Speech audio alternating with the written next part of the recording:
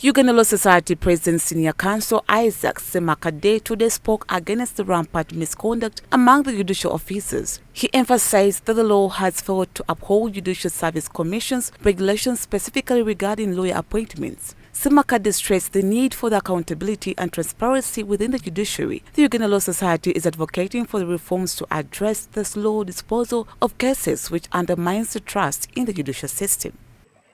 Engeri y'okulonda abalamuzi obalondera mu kisenge ng'enzigi nzigale amadirisa maggale n'amataala bagaggyeko nti eyo engeri ennungi nnyo okulonda omulamuzi omulungi. Bw'ossaako ettaala omulamuzi omulungi ayinza okutubula. Bw'oyita bannamawulire abalamuzi abalungi bajja kudduka abajja gaana okujja.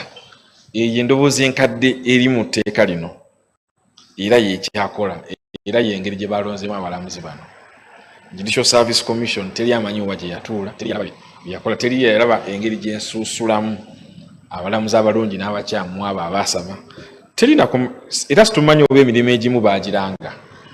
Okugeza ogwa Supreme Court ogwo adivert abantu bagamba tebaagiraba. Kati oyo owa Supreme Court omu ayasukkulumye ku banne.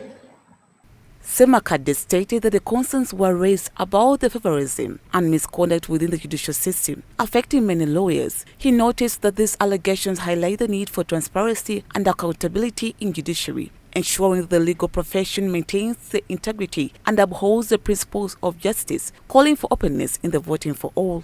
Taamu yabeere eggwako nga 2 January.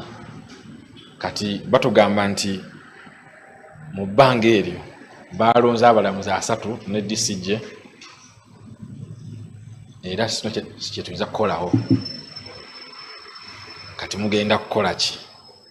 So twagala okukakasa Uganda nti guno omulembe gwa Radical Nuba gwa njawulo ku mirembe emirala.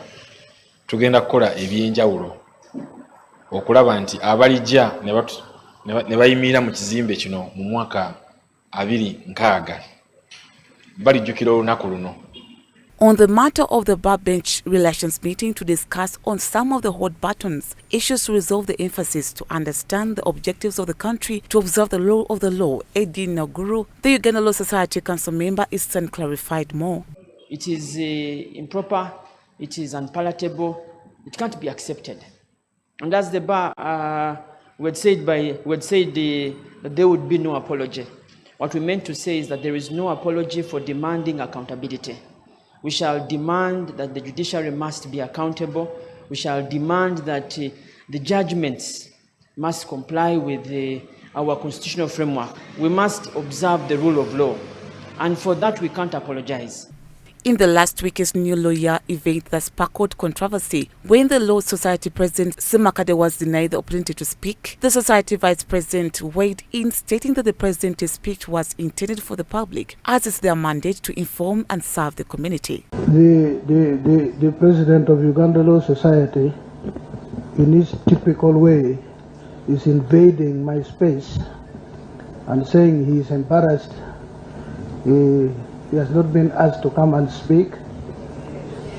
I'm not in charge of protocol, so I don't have an answer for you, but I will certainly address you in my speech.